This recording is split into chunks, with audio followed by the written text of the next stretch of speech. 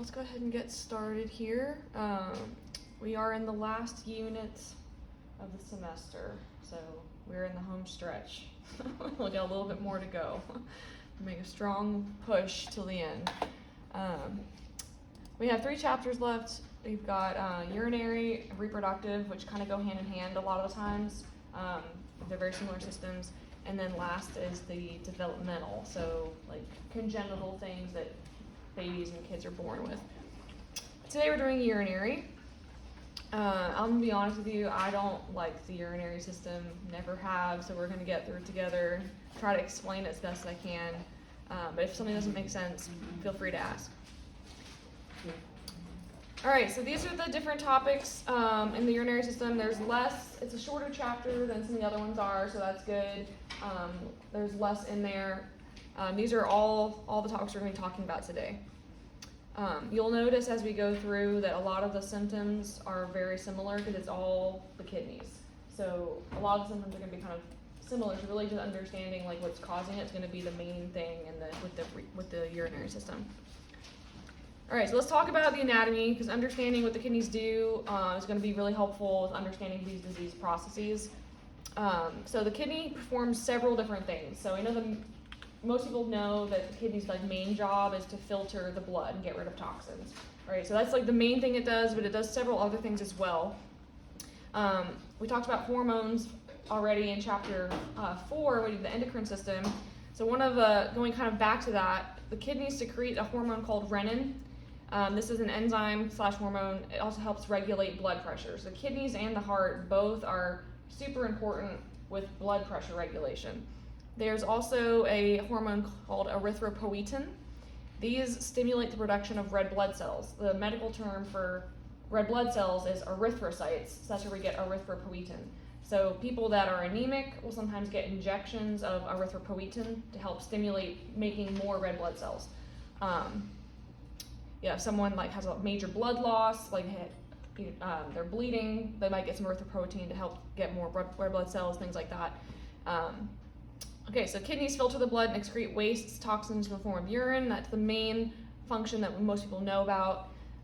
They also regulate the amount of electrolytes. Electrolytes are like glucose, sodium, potassium, the things that are in your Gatorades, your electrolytes, right? So the kidneys will look, after it filters the blood, it'll be like, okay, we have too much sodium but not enough potassium, so we're going to get rid of a bunch of sodium in the urine, but we're going to keep extra potassium. So they kind of help maintain a good amount of electrolytes in your system. Same with glucose as well, which is why diabetics tend to have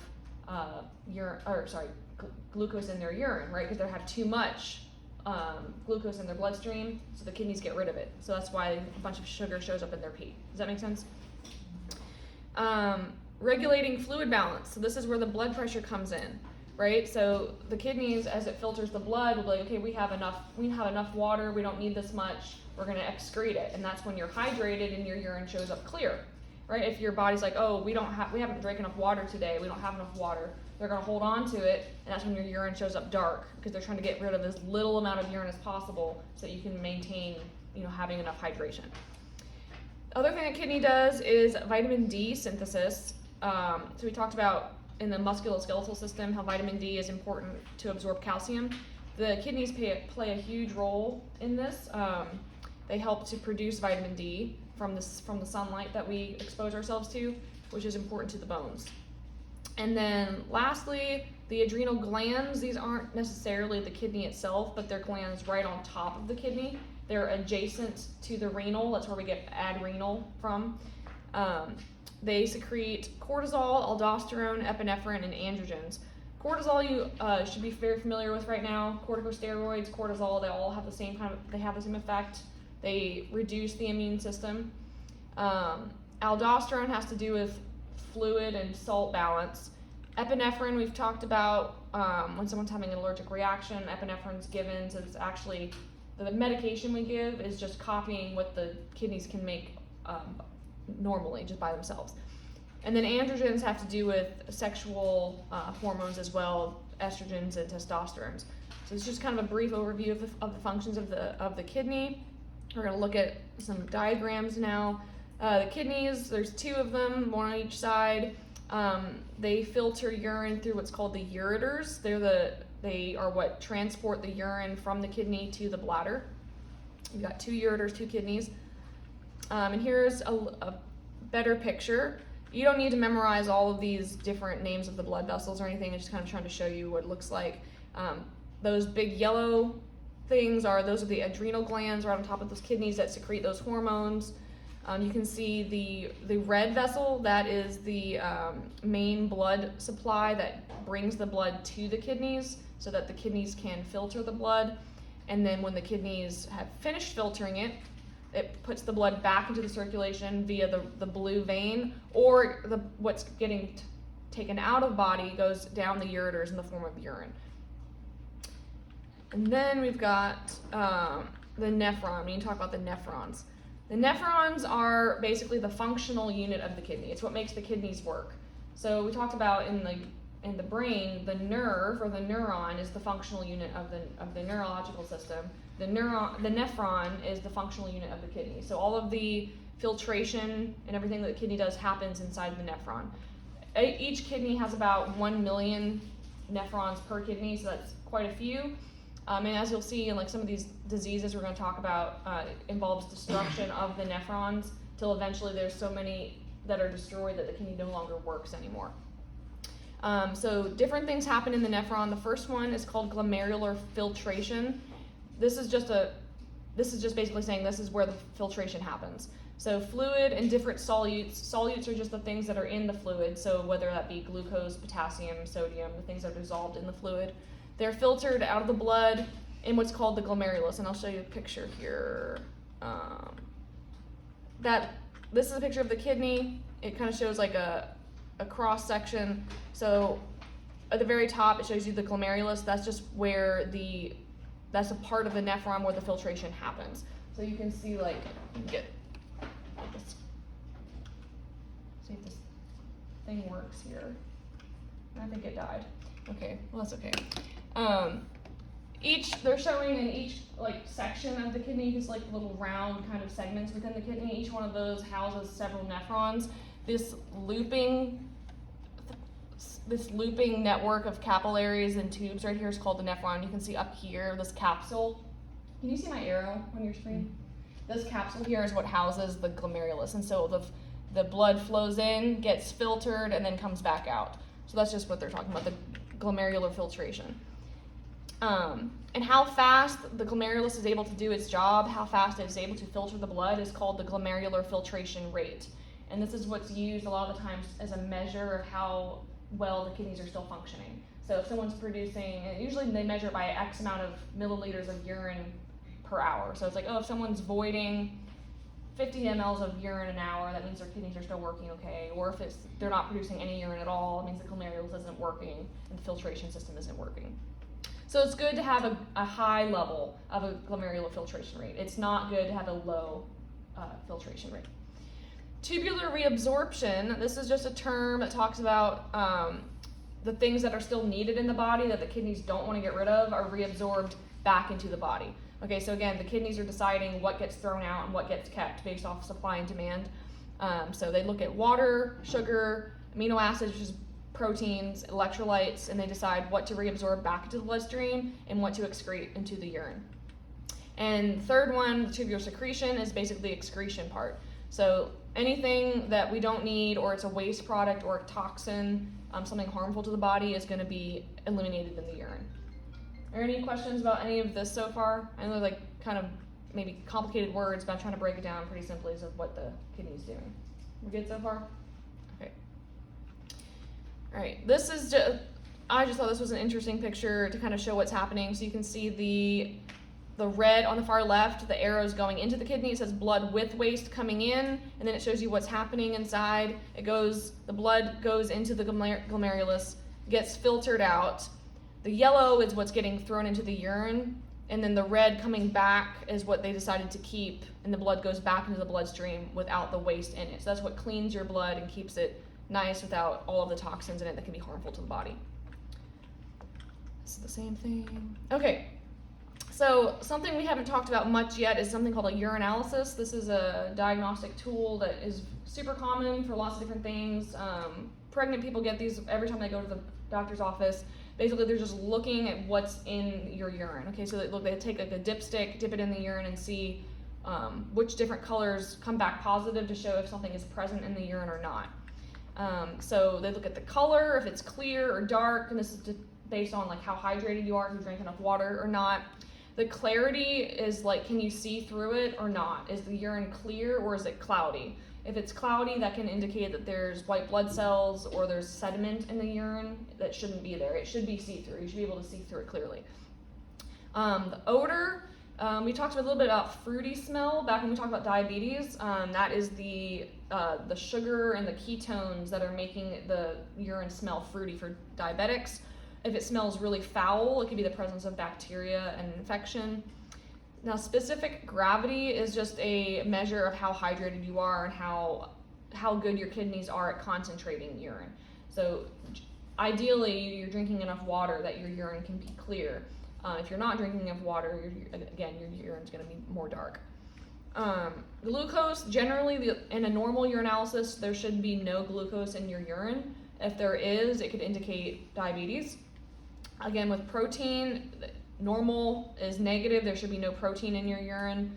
Positive presence of protein can indicate there's kidney damage. Blood, also there should be no blood in your urine. If you do have blood in the urine, it could be several different things. It could be trauma, maybe someone got hit in the abdomen. It could be an infection. It could be damage to the kidney. It could be cancer, various different things.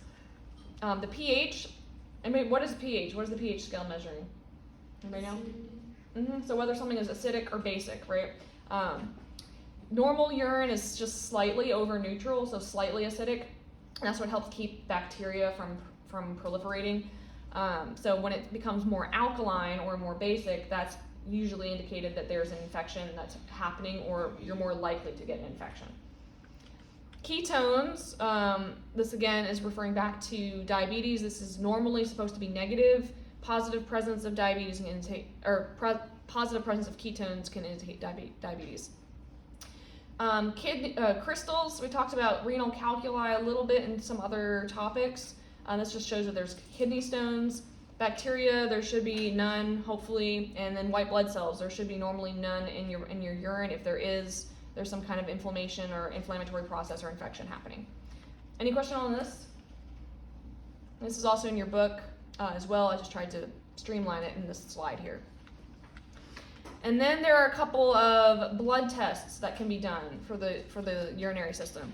So those are urine tests and these are blood tests. The first one is a BUN, you may have heard of, blood urea nitrogen, and they give you an expected range. You don't need to know the ranges, the numbers for this, that's not important. I just thought the picture was good. If you have a high level of BUN or blood urea nitrogen, that's bad. It means that you have high levels of urea in your blood, which means that the urea is not coming out of your body. Urea is what they call the urine, right? So if the urea is still in your bloodstream, that means your kidneys aren't filtering it out, okay? So high level, not good.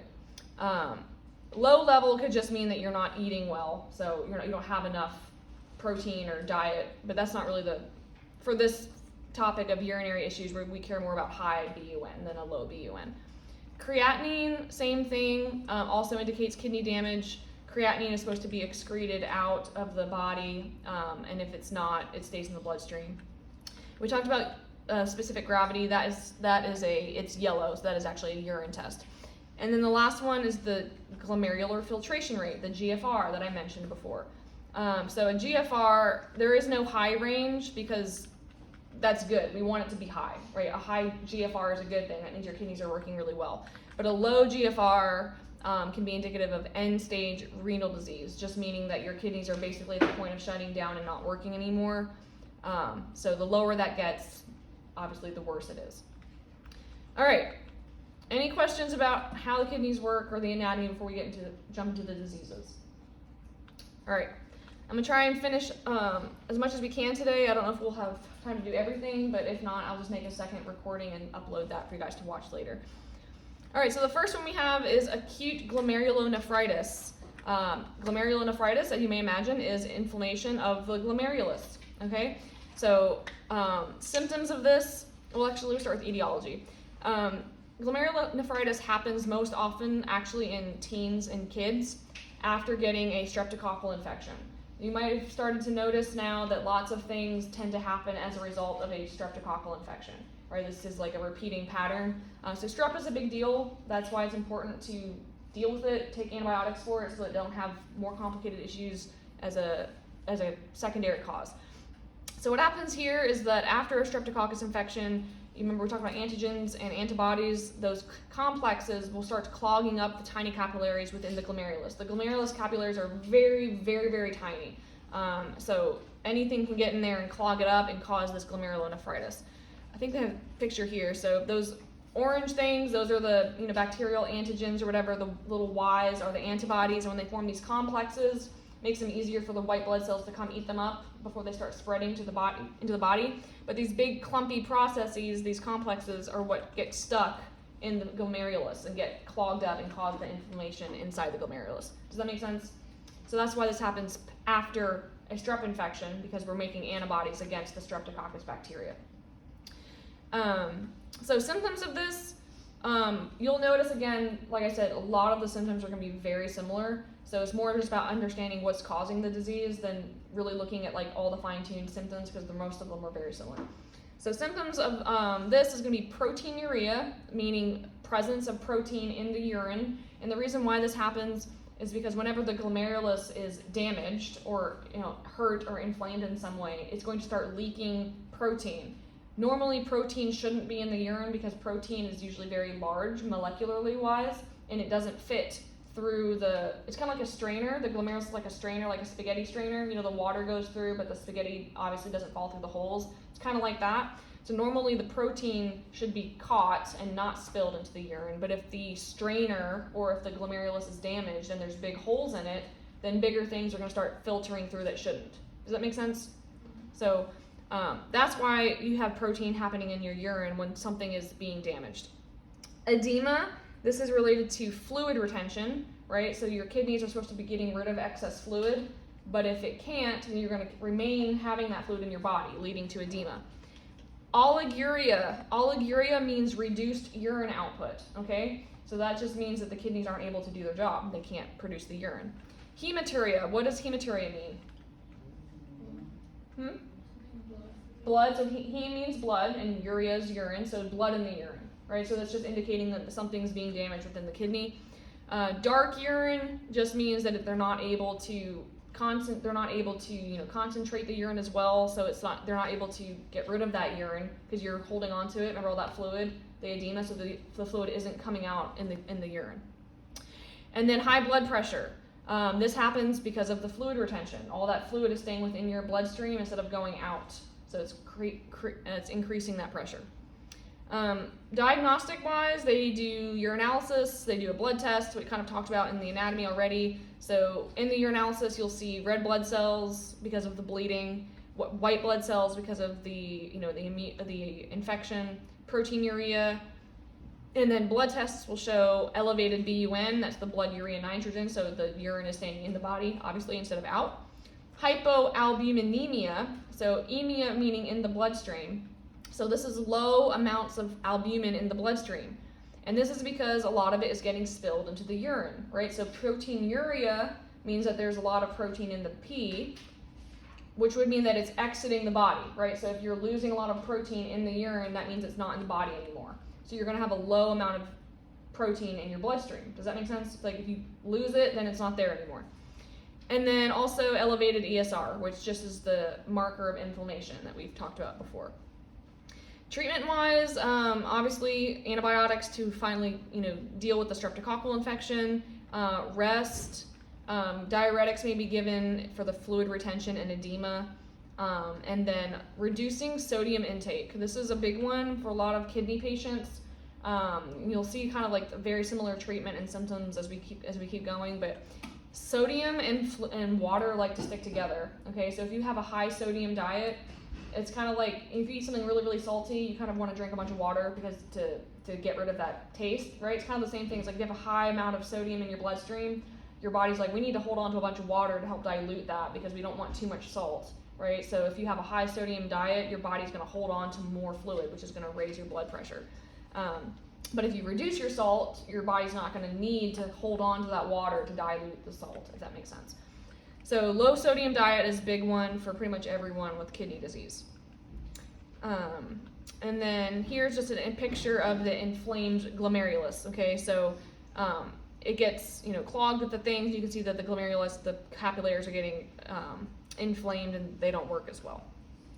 Since this is an acute disease, it usually resolves just like any other illness pretty quickly. Since it is caused by like a bacterial thing, once it's cured, it goes back to normal. On the other side, you have chronic glomerulonephritis, which doesn't resolve spontaneously. This is a more slow, progressive disease, and this has nothing to do with infection. So this is not related to streptococcal causes. This is just from just different factors. So the etiology of this one is that it's usually related to some kind of autoimmune disease. So we've talked about how in various different chapters, autoimmune diseases, you're attacking yourself, right? So with this particular one, there's antibodies that are attacking within the glomerulus. Okay, so it has nothing to do with like the presence of a bacteria. It's just that there's an autoimmune reaction. A lot of people with systemic lupus have kidney issues because there's just widespread autoimmune reactions happening.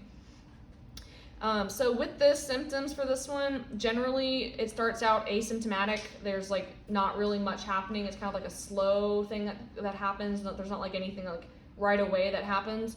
Eventually you're sort of having build up more hypertension. Your blood pressure may start increasing, when you go get checkups. Maybe start seeing the presence of hematuria and proteinuria as the symptoms get worse. Oliguria, edema, kind of the same symptoms we already saw. When it gets into the late stages, this is when people are going to have severe hypertension. Like this is the point where their kidneys just aren't working like at all, so they're not able to get rid of any fluid. So very high hypertension. And when you have hypertension, what are you at risk for? Heart attack. What else? Stroke. Yep, good. So burst a blood vessel in the brain. Those are the main ones: aneurysm, heart attack, stroke. Azotemia. Azotemia is a medical term that just means high levels of toxins in the bloodstream. So because the kidneys are supposed to filter out all of the toxins and they're not able to do that, toxins building up in the bloodstream can kind of cause mental issues. So people with this kind of late stages might be confused or disoriented or kind of acting a little crazy because of the toxins in their brain making them confused. And then there's uremic frost. This is an interesting phenomenon that happens. Your body's like, okay, well, we can't get rid of the toxins via the kidneys, so we're going to try and get rid of the toxins out the pores of the skin. So this is what uremic frost looks like. It's literally the toxins exiting out of the pores of the skin to try and get rid of it in any way that the body can. And then just general malaise, nausea, and pruritus. The uremic frost is apparently very itchy. It's just like very irritating to the skin because it's a bunch of toxins, so it itches. The diagnosis is the same as acute. They do the same, urinalysis and blood tests as they would for the acute, since it's the same thing. The treatment for this one, the main goals are to control hypertension, right? Because that can be fatal if they have a severe stroke, heart attack, whatever. Treat the edema with diuretics or whatever. Prevent heart failure, right? So remember, the heart can start to fail if there's too much fluid building up in it, right? It's not able to pump everything properly. So if the kidneys are not able to get the fluid out, all the fluid is going to be backing up into the heart and making the heart fail. So that's bad. We don't want that. In order to kind of prevent these things, dialysis is going to be a big one. Dialysis is basically a machine that acts like your kidney. It all of your blood goes into the machine. It filters it, gets rid of the extra water, extra waste. It takes out the toxins, then puts the blood back. So this will help prevent severe fluid retention. Antihypertensive medications are helpful. Fluid and salt restriction, and then avoiding NSAIDs. NSAIDs are actually harmful to the kidneys, especially if someone's having kidney issues already, to avoid taking things like ibuprofen when you have this end stage situation. Okay, any questions about the difference between acute and chronic glomerulonephritis? No? Can someone have chronic and then get an acute exacerbation? Usually it's the other way around. So usually someone can have an acute episode and it's not treated well, and then eventually it progresses into chronic. If they don't treat it, they don't take the antibiotics, they just kind of let it continue to get worse, the acute can turn to chronic. I guess a teenager, it'd be hard for a teenager or a kid to have this level of chronic glomerulonephritis because usually this is like result of like lifestyle over many years, and whereas acute is more common in kids and teens, so it'd probably be more likely the other way, acute turning into chronic rather than chronic turning into an acute. Does that make sense? All right, then we have nephrotic syndrome. Nephrotic syndrome is a syndrome that many things can cause it. So glomerulonephritis, for example, is a potential cause of nephrotic syndrome. Okay, nephrotic syndrome is just basically describing the fact that the kidneys are failing. So glomerulonephritis is one example of why the kidneys might be failing, if that makes sense. So symptoms of this, again, very similar: excessive loss of protein in the urine in the form of albumin. Albumin is just the main protein that's involved here, resulting in extremely low blood protein, hypoalbuminemia, which we've talked about already. They'll feel lethargic, depressed, anorexia, again, meaning just lack of appetite, not the mental disorder. Very pale, puffy eyes, swollen ankles, and all this puffy and swollen is related to the edema, the weight gain from the fluid. Does that make sense? So like they're accumulating, so they start having puffy ankles, puffy eyes, and of course hypertension. So etiology for this, like I said, there's many potential causes. Your book will go into a little bit more detail about it. But glomerulonephritis is one potential cause. Pregnancy is another, just increasing the demand. When you're pregnant, you're having to filter extra than you are normally, so it just puts a stress on the kidneys.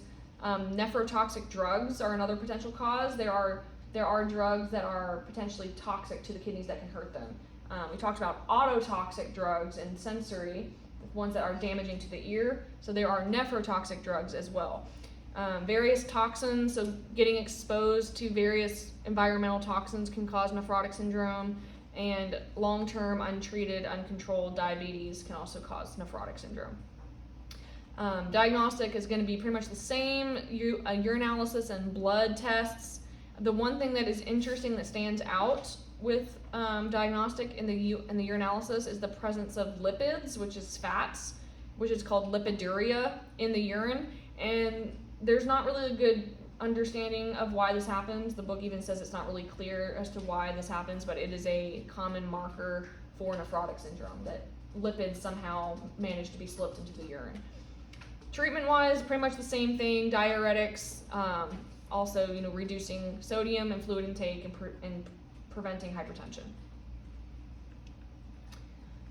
All right, so acute renal failure. This again is going to be similar to like acute glomerulonephritis. It kind of comes on suddenly and then usually resolves itself unless permanent damage has resulted. Right, like any acute condition, if left untreated or left to continue getting worse, can become permanent. Right, if you don't intervene and fix it before it becomes too late. So acute renal failure, there are 3 potential causes. Okay. The first one is called pre-renal, and this just means something is happening before the kidneys. So an example of this could be like someone's going into shock because they got in a car accident and they're bleeding out. Okay, so they're losing a ton of blood and there's not enough blood getting to the kidneys. All of the organs need blood to survive and to stay working. So if not enough blood is getting to the kidneys are going to start to go into shock and start to die, right? Start going into failure. So that's an example of pre-renal, like it happened before you got to the kidneys. Heart failure is another one, like the heart just is not pumping well, and so like your heartbeat is basically ineffective, and so it's basically pumping very little, and so the kidneys again aren't getting enough blood flow, causing them to go into failure. The second option is intrarenal, which just means damage within the kidney itself. And so nephrotoxic drugs are an example of this. So you take, a certain medication to help with something else, and for whatever reason, one of the side effects for you is that this is damaging to the kidney. This can cause acute renal failure. Generally, stopping taking the medication and taking some other treatment will help resolve that. It won't be permanent. An example of post-renal just means something past the kidneys. What are the structures that are past the kidneys? And the flow out. You got the bladder. What's before the bladder? The ureters. Okay, so something's happening to block the flow of urine here. So maybe a kidney stone is lodged in the ureters and the urine can't get out. And so the urine is backing up into the kidneys and causing it to swell and get damaged. Does that make sense? So there's, like I said, pre, intra, and post. So something's happening to make the kidneys go into failure. So figuring out what that is going to be the first priority. So various diagnostic tests are going to be done to figure out, is this a pre-renal issue, is this an intrarenal issue, or is this a post-renal issue? So there'll be a lot of like different imaging tests done to see like how's the heart working, or like let's look at the glomerulus, or let's see if you have any kidney stones or whatever. So blood tests and ultrasounds. A common cause of post-renal, I talked about the renal calculi, but enlarged prostate is a big one, and we'll probably talk about that in reproductive next. Reproductive and urinary have a lot of overlap because they're all with the reproductive system. But men typically have this problem later in life where their prostate starts to enlarge. The urethra actually goes directly through the prostate. So if the prostate gets really, really swollen, it can basically like occlude and press the urethra shut so the urine can't get out. So that's a common cause, especially for older men. And then treatment is going to be pretty much the same as everything so far, preventing hypertension from developing, so antihypertensives, diuretics, and then maybe temporary dialysis until your kidneys are able to recuperate themselves. Okay? Any questions about that one? This is what a dialysis machine looks like. It takes all of your blood out a little bit at a time, filters it, and puts it back to kind of give your kidneys a break to kind of get them recovered. All right, so that was acute kidney disease. Now we're at chronic kidney disease, okay? Like I said before, any acute condition can turn chronic if not addressed. Etiology-wise, untreated acute disorders can cause chronic kidney disease. So also chronic urine obstruction. So a lot of times men have this problem. Like they don't realize their prostate is enlarged and they just kind of have a slow, it's not like it happens overnight, right? It's a slow kind of buildup until like their kidneys have just been damaged from this prostate problem. That's why prostate assessments are kind of routine that they do for men when they start hitting a certain age. They kind of check because there's not many signs until you've already had damage. Symptoms of this is they start feeling just weak and tired and lethargic, and this is again usually caused from the buildup of toxins in your bloodstream that just make you feel not good. Like when you've like kind of eaten too much sugar, or you just kind of feel not great. It's kind of like feeling that all the time. Your blood has just got all these toxins in there. Hypertension, obviously, it's going to be slowly progressing. Edema. Arrhythmias of the heart are common with chronic kidney disease. We've talked a little bit when we talk about the circulatory system, how calcium can affect the heart rate. Different electrolytes, potassium, calcium, affect the heart. So when you've got these extra electrolytes in your bloodstream that your kidneys aren't able to get rid of, it can affect how your heart works. Muscle weakness as well, for the same reason. And dyspnea. What is dyspnea? Shortness of breath, difficulty breathing, right? We used this word when we did the respiratory system. Why do you think shortness of breath would result from chronic kidney disease?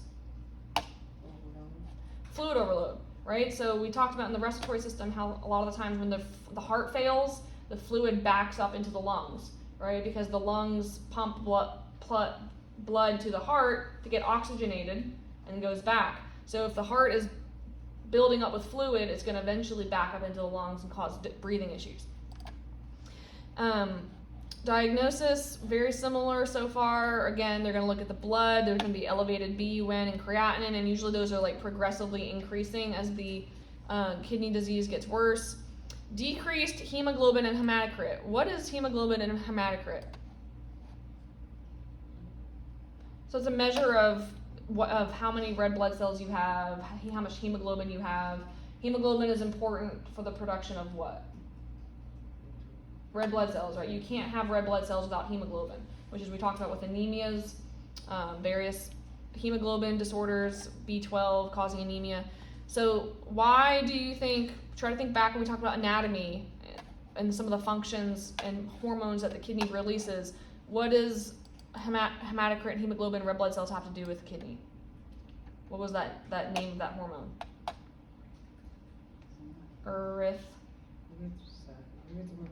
Erythropoietin. So the kidney produces erythropoietin, which stimulates the production of red blood cells.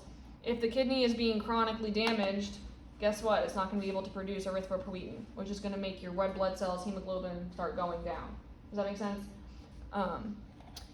And then UA, again, it's just going to have positive, all these things that aren't supposed to be there. Glucose, protein, white blood cells.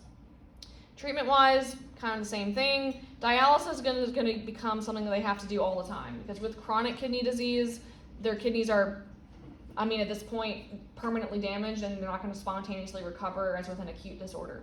So a lot of the times patients with chronic kidney disease will have to go in, a couple times a week to the clinic or whatever to get a dialysis treatment so they don't go into serious problems. Kidney transplantation is ultimately going to be what they're going to have and treated with diuretics, antihypertensives, and shots of erythropoietin to help with the decreased hemoglobin and hematocrit.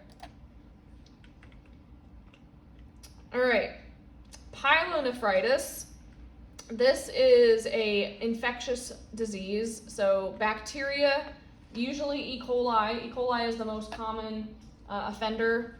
They travel up the urethra into the kidneys. So the urethra is what goes from the bladder to the exit, right? So women have a shorter urethra than men do. So women tend to be more at risk than men because the bacteria have a shorter journey, right? A lot of the times men are just protected because of their anatomy. The bacteria can't make it all the way up the long urethra into the bladder, whereas women have a much shorter urethra. Sexual intercourse can also increase a woman's likelihood of getting this because the bacteria involved can crawl up. So urinating after intercourse is a good way to prevent that. Catheterization is also something that can increase your likelihood of developing pyelonephritis just because you're taking an outside substance that could possibly have bacteria on it and you're shoving it up into the bladder. So literally any bacteria that was on that could get in there. That's why it's very important for that to be a sterile procedure. So symptoms of this is going to be rapid onset. Okay, most of these other chronic ones are more like a slow onset. With this one, rapid onset of fever, chills, so you're feeling very sick, right? Nausea, vomiting, flank pain. Flank pain just means pain like in your back where your kidneys are, and likely urinary tract infection. Diagnostic wise, it's going to show a bunch of red blood cells, white blood cells, and pus in the urine. And they're going to do a blood culture to figure out what the causative organism is. That means, is it caused by E. coli? Is it caused by something else? So they know what antibiotics to give, right? Because antibiotics are organism specific.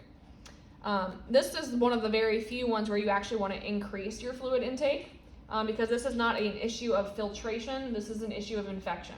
So increasing your fluids is going to help continue flush out all of that bacteria out of the bladder, right? We don't want to keep the bladder full of bacteria. So if you're constantly drinking and constantly emptying your bladder, that bacteria are going to have less time to reproduce. Does that make sense? So this is a picture just, of what an infection inside one of the kidneys might look like. Just the yellow formation of the pus inside the kidneys there. I think we'll probably just end after this one because it'll be 3 o'clock and then I will continue recording later for you guys. All right, hydronephrosis. This one is caused by pressure so basically there's a blockage, like we talked about the renal stones, the kidney stones, or even the enlarged prostate. So the urine is not able to get out. So the urine is constantly backflowing into the kidneys and stretching it out like an overinflated balloon. So all that pressure is just putting damage onto the kidneys. So many things could cause that. It could be a kidney stone. It could be a tumor that's growing, that's blocking the ureter and blocking the exit. Pregnancy is a big one. So you have a whole human inside of you and lots of organs get rearranged and pressed on. right? So hydronephrosis is unfortunately common in pregnancy if the baby is positioned in such a way where it's like pressing on one of the ureters and you can't pee. Prostatic hyperplasia, that's the men's issue. Congenital abnormalities just means something that you're born with. So just basically anything that prevents the urine from exiting the kidneys. So symptoms generally start without symptoms. It's until you do have symptoms. So it's like you don't realize that you're having a problem until all of a sudden it hits you. You might have like a vague kind of backache or decreased urine output, which makes sense because it's blocked. But generally you won't feel anything until like the damage has already occurred. So diagnostic wise, they usually find it by accident as they're looking at other things. So like they might find this on a routine ultrasound screening for, looking at the baby for, when someone's pregnant coming in for a checkup, and they're looking and they say, oh, your kidneys are overloaded and starting to back up. So yeah, it's usually not something that someone goes in for with symptoms. They kind of just tend to find it looking at other things. The treatment for it is just to remove the blockage in whatever way possible. Sometimes they use a stent to kind of keep the ureter open, or they'll do something that's called a nephrostomy tube. A nephrostomy tube looks like this. The nephrostomy tube, they put a little catheter into the kidney itself to collect the urine straight into a bag, rather than, like, for example, if there was a kidney stone blocking the exit, they just collect the urine from the kidney itself and bypass the stone until they can figure out how to get the stone out or whatever it is that's blocking it. Does that make sense? This is not something that's going to be permanent. This is just a temporary fix until they can figure out the blockage. They just obviously don't want to leave the urine in there to the point where it damages the kidney forever. And we'll go ahead and stop there for now. All right, so now renal calculi is just the medical term for kidney stones. Etiology of this is, there's various ones, but elevated amounts of calcium or uric acid in the blood can lead to formation of kidney stones. So there's just like too much calcium can kind of crystallize in forming a kidney stone. Other risk factors include prolonged dehydration, so not having enough fluids to kind of dilute all of that extra calcium or whatever else that's causing the kidney stone. Prolonged immobilization, and this makes sense if you recall back from the musculoskeletal system, where immobilization leads to osteoclast activity, and osteoclasts are the cells that break down the bone, and calcium is stored in the bone. So if the bones are being broken down, that means the calcium is being put into the bloodstream, which would obviously increase the amount of calcium in your bloodstream, which can cause a kidney stone. Infection, just because it irritates and inflames the lining of the ureters, which make it more likely to be narrower, so it's easier to get something blocked in there. Urinary stasis from obstruction. Certain medications can cause kidney stones, and just metabolic factors, just however your body is metabolizing stuff. Some people are more prone to them than other people. So symptoms of this kind of just depends on the degree of obstruction. Like a complete obstruction or like a partial obstruction, obviously you're going to have different symptoms. But nausea and vomiting, severe pain I've heard. I have not had a kidney stone, fingers crossed.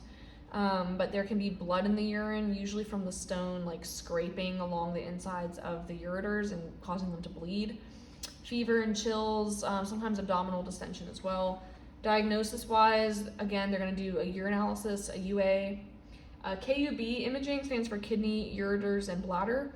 Renal ultrasound, CT, just imaging to see, like, okay, where is this blockage? They're just looking for, where the kidney stone might be. Treatment-wise, obviously get rid of the stone. There's different ways to do that. I talked about lithotripsy with gallstones.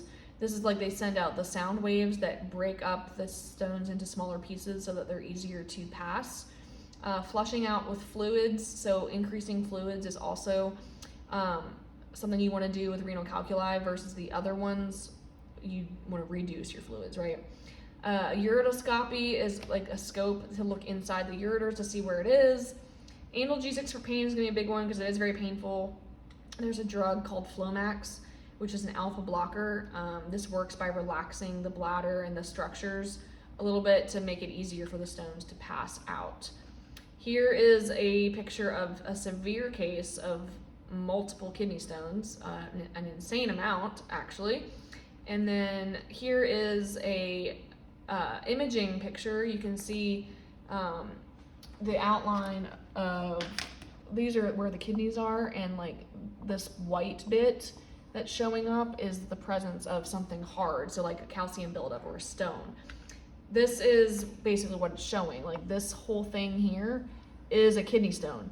When it's shaped like this, like in the exact shape of the kidney itself, or they call this the renal pelvis, that's called a staghorn stone. And they can look like that. And obviously trying to pass that would be a lot more painful than a smooth round stone. All right, so cystitis, urethritis. Cystitis means inflammation of the bladder. Urethritis means inflammation of the urethra.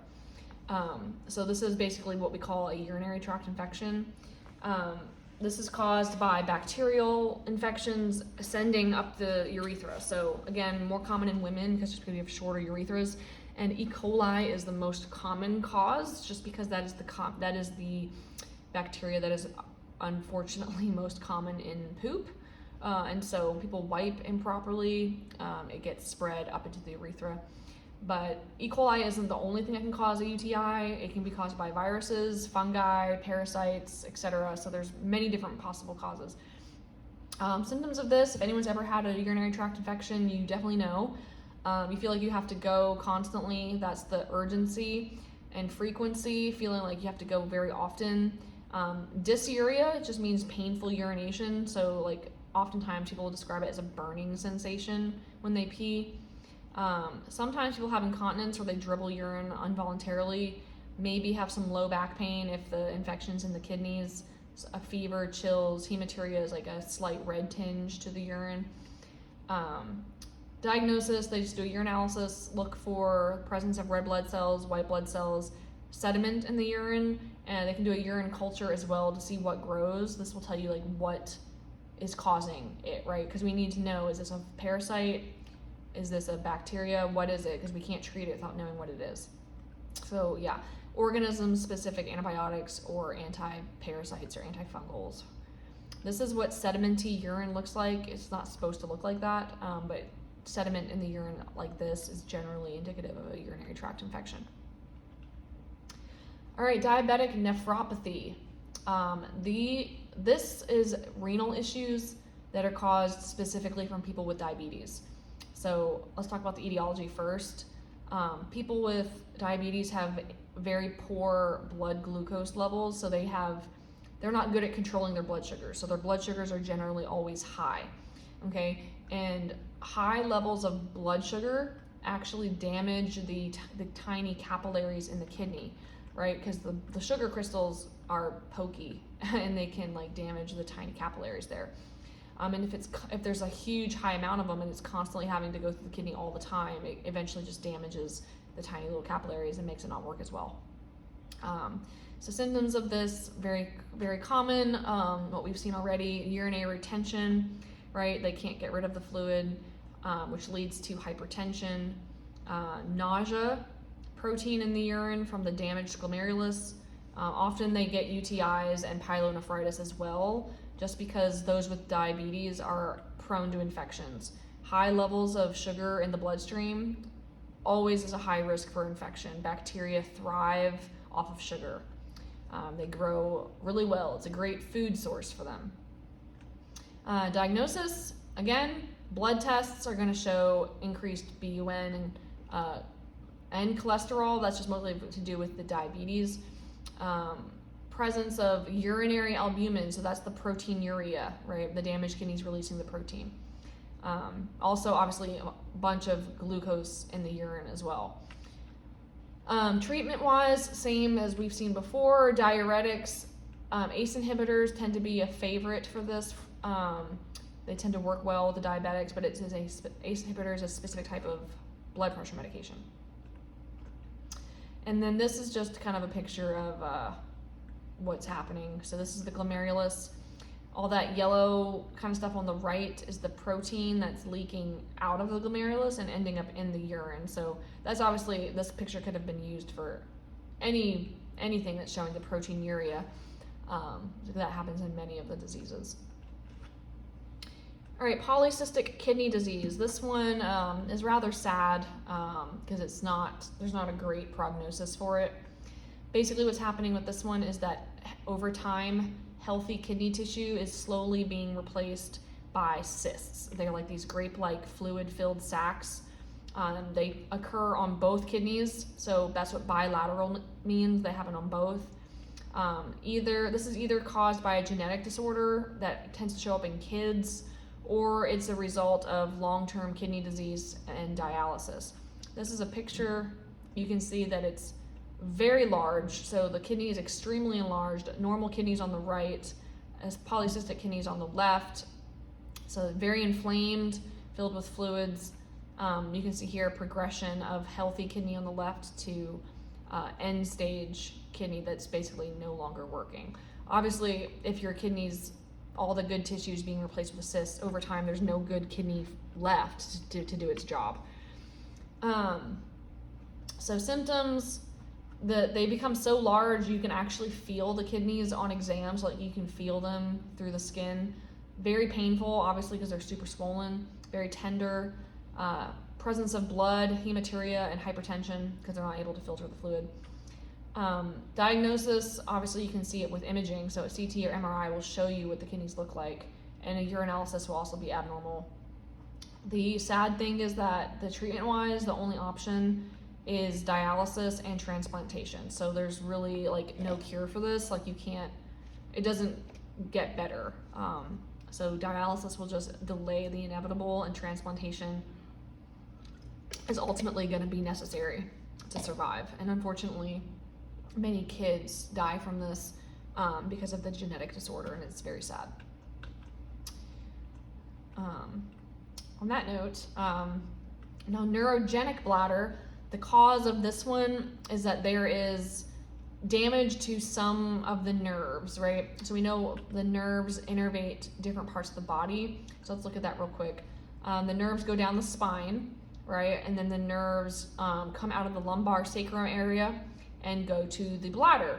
Right now, if someone has a car accident and their spine is severed, or something happens and that nerve is cut, whenever the nerve is cut or damaged, like that it doesn't work anymore. So I once saw, when I was working in the hospital, a young guy. I think he was like 19. It was really sad because he was involved in like some gang violence, and he got shot in the spine, and it basically made him paralyzed from the waist down. It was very sad because he's just such a young kid, making bad decisions. But he had neurogenic bladder, which meant that his, the nerves going to his bladder didn't work anymore. So he's not able to initiate urinating by himself because the bladder is a muscle, right? So symptoms kind of depend on what's happening. So some people have incontinence, right? They just kind of leak because they can't control the sphincter. Other people, they lack sensation, so they can't even tell that their bladder is full. Like that uncomfortable feeling of like, oh, I gotta pee really bad, they don't have that, which is very dangerous because like if their bladder gets so full and they don't even know, like their bladder can rupture, right? Because like the kidneys don't stop just because the bladder is full. Like they keep continuing to filter. So like people's bladders can burst. So that's dangerous, having a lack of sensation. Other people have a lack of the motor ability. So they can feel, they still have sensation of the full bladder, but they're unable to pee on their own. They're not able to initiate urination. So there's different kind of symptoms depending on what's going on. But it's always due to some kind of brain trauma or nerve trauma that's related to it. Diagnosis-wise, obviously there's gonna be some history of some kind of trauma happening. The patient will tell you what their symptoms are, and then you can also like assess the urine flow rate with something called a uroflowmeter. It's called uroflowmetry to see like, especially for like incontinence. So treatment for this is, this isn't on there, but preventing the bladder from rupturing is a big one. Preventing UTIs, though, is big. Whenever like your urine is just kind of sitting around in the bladder for long periods of time, that gives bacteria an opportunity to multiply, right? Like if you pee frequently, the bacteria just get flushed out and they don't have an opportunity to grow. So catheterization is generally the treatment. So like some people have a continuous catheter, they just leave in there all the time. Other people have intermittent catheters. I once knew this one kid when I was doing my rotations as a school nurse, like in elementary school. This one girl, I don't remember why, but she had neurogenic bladder, like she was unable to make herself pee, but she could feel when her bladder was getting full. So she had these catheter kits, and she would go to the bathroom and have to catheterize herself every time she wanted to go to the bathroom. So these people are able to live a normal-ish life. It's just, an inconvenience. This is what a catheter looks like. It's a little tube that goes up the urethra and then goes into the bladder. So here is the bladder cavity, and this balloon here is what prevents the tube from being yanked out. It kind of like wedges it in place. These are for continuous. So like if you're gonna have a catheter just left in place for like weeks, that will keep it from falling out. Whereas just like an intermittent cath, where you just catheterize yourself every few hours to go to the bathroom, it won't have that balloon, because just you put it in, drain the bladder, and take it back out. Here's an example of what that might look like, a Foley catheter. There's a little bag that collects the fluid, and it's, like I said, the tube goes up the urethra into the bladder, and the urine drains down the tube and comes out into the bag. All right, stress incontinence. This is just an uncontrollable leakage of urine. So stress incontinence was a potential symptom of the neurogenic bladder, but it can also just be its own thing.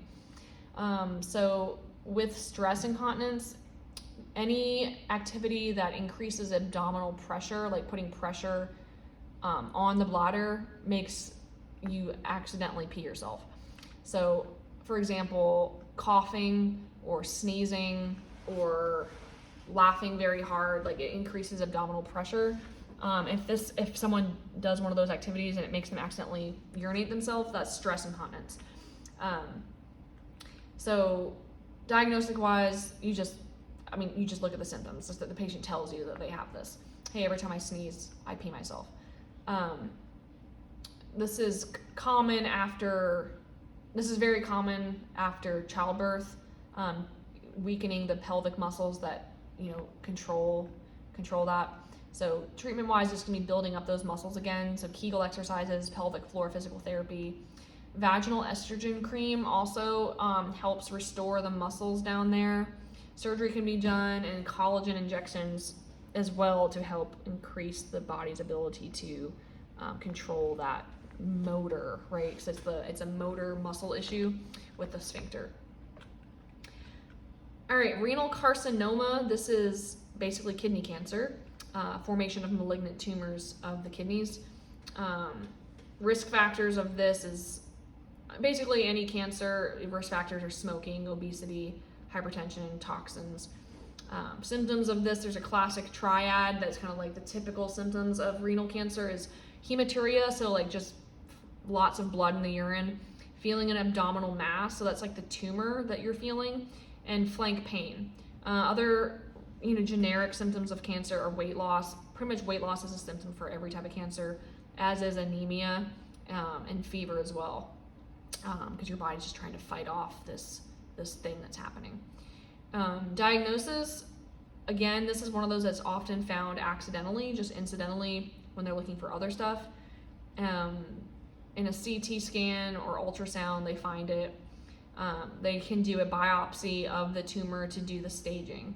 We talked about this in chapter 1, so it's been a while ago, but TNM staging was the tumor node metastasis that can to say if it's stage 1, 2, 3, or 4.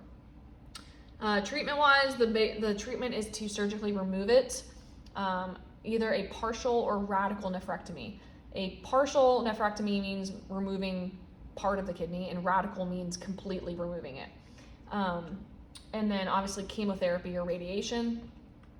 This is what a renal carcinoma might look like. And then here's kind of an example of a different staging. So stage 1, you got a little thing and progressively getting worse till now you're in stage 4, and it's like getting into the bloodstream and starting to spread, and that's called metastases. And then here's a picture of a real kidney, and this here is the tumor, the yellow part. All right, bladder tumors.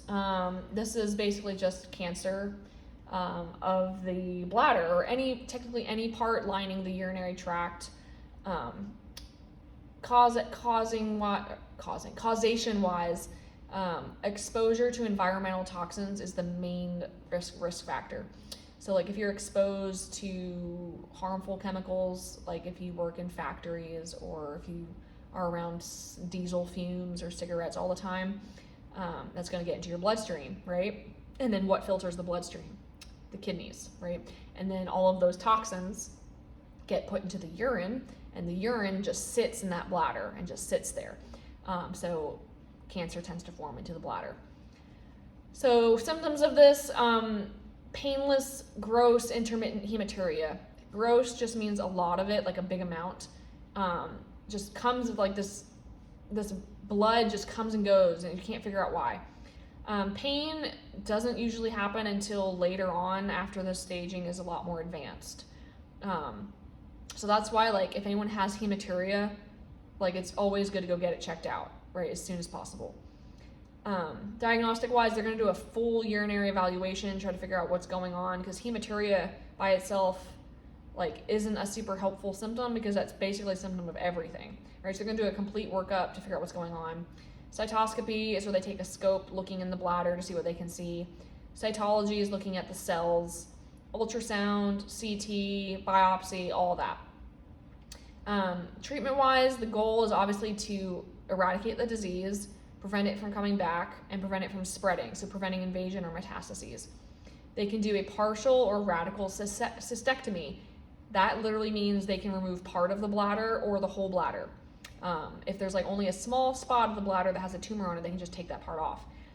You can actually survive without a bladder. They will end up having to give you what's called a urostomy. We talked about colostomy, where they remove part of the colon and then you have like the colostomy bag outside of you. So this is what a urostomy looks like. They take a piece of bowel, actually, and make that the collecting duct where the kidneys flow the urine into. And then they have this bag that collects. So it's very similar to a colostomy, except it collects urine instead of stool. So that's what will end up happening if you have a total cystectomy. And then there's something called TURBT, stands for transurethral, so going through the urethra, resection of the bladder tumor. And that looks like this. It's like this. It looks very uncomfortable. They take this tool, they go through the urethra to go look at the tumor here. This is the bladder, and that's the tumor there, and they're going to take the tumor out that way. And then going back a slide, we talked about nephrostomy earlier, and now urostomy. So the nephrostomy was like this temporary like thing where they put the tube directly into the kidney to get the urine out, probably because there's like a stone or something here, so that it can't go into the bladder. Whereas the urostomies, they take the bladder out and they collects the urine into the bag there. And then here's just a picture of the enlarged prostate. So this procedure here, the transurethral approach, can be used to get a tumor out, right? The TURBT, transurethral resection of the bladder tumor. But this can also be used to fix a prostate issue. So you can see how the enlarged prostate is like pressing on the urethra, like it's not able to flow as much. So they call it a TURP, a TURP, a transurethral resection of the prostate. So they'll stuff that machine, that little tool up there, and kind of like whittle it out to get rid of that extra prostate tissue. So it's like this. So that opens up the bladder to let the urine come out again, because right now it's basically obstructed. So yeah, that transurethral approach is useful for bladder tumors, but also dealing with prostates, and we'll talk more about that in the reproductive chapter. But for now, that is it. That is the end of the urinary system.